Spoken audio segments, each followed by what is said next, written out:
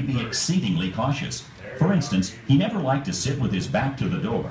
The vacant seat was so located, and a lively debate between Charlie Rich and Bill resulted in an attempt on Bill's part Charlie, to get what are you Charlie's doing in my chair? It's my lucky chair. I've been winning all night here. You know what? I don't care how lucky it is. You know I sit there, Charlie. Get out. Bill was not given his request, and grudgingly, with great hesitation, took the empty chair.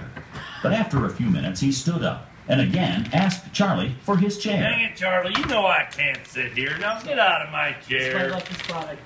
Bill didn't win this argument either, and on this rare occasion, he settled down, sitting with his back to the door.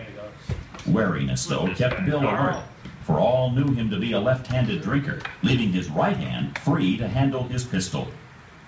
As unpredictable as card games are, Bill found himself quickly losing to Massey, who had lost to Bill the night before. Bill asked Harry for $15 worth of pocket checks. Harry brought them over to Bill and returned to the bar and his duties. Thank you so much. I appreciate that. Soon, a shifty drifter known as Jack McCall entered the saloon. Bill quickly turned while drawing his gun.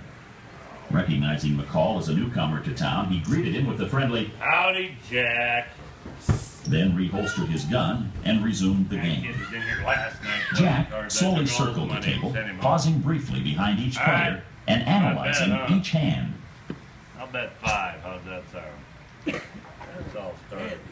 How about a shot at whiskey there, pretty Harry?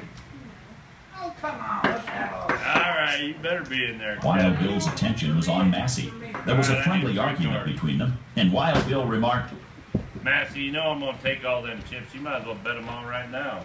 upon returning directly Today's my behind day. I'm Wild taking Bill, suddenly everything you Jack got McCall, and hit. Take that, dang you! Don't none of you move! the bullet struck Bill in the back of the head, coming out of his left cheek and lodged in Captain Massey's left arm. It was discovered soon after the cards Bill was holding were aces and eights, forever known as the dead man's hand. All fled the saloon except Carl Mann, who was held at bay by McCall. Jack snapped the trigger of his gun several times. It failed to fire. He then ran out the door and up the street. He was found hiding in a building behind a butcher shop. Later on in the day, he was tried in a miner's court. The jury, being tainted and influenced by a deceitful defense, found McCall not guilty, and he was released. This decision not only outraged the judge, but also the general populace. McCall left the camp in haste. Upon reaching supposed safety in Wyoming, he began bragging of his ignoble deed. Word of this reached a U.S. Marshal who tracked McCall down, arrested him, and sent him to Yankton to be tried again in Dakota Territory. It was determined, since the first trial was held in Indian Territory, that it was not legal. McCall was found guilty and hung for his cowardly crime. He was buried in an unmarked grave on the edge of town. Later, as the town grew, the cemetery was moved. As the coffins were opened, one corpse was found with a rope around its neck. It was easily identified as Jack McCall, the assassin of Wild Bill. Thank you, ladies and gentlemen, for taking your time to allow us to share that great historical war that made Deadwood a legend of its own. Let's hear it for my volunteers. They did a great job. Fantastic.